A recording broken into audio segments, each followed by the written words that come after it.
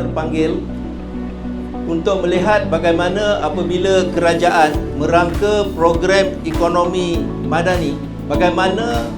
manfaat daripada program itu wajar dan mesti juga dinikmati oleh warga tentera, utamanya isteri-isteri anggota kita.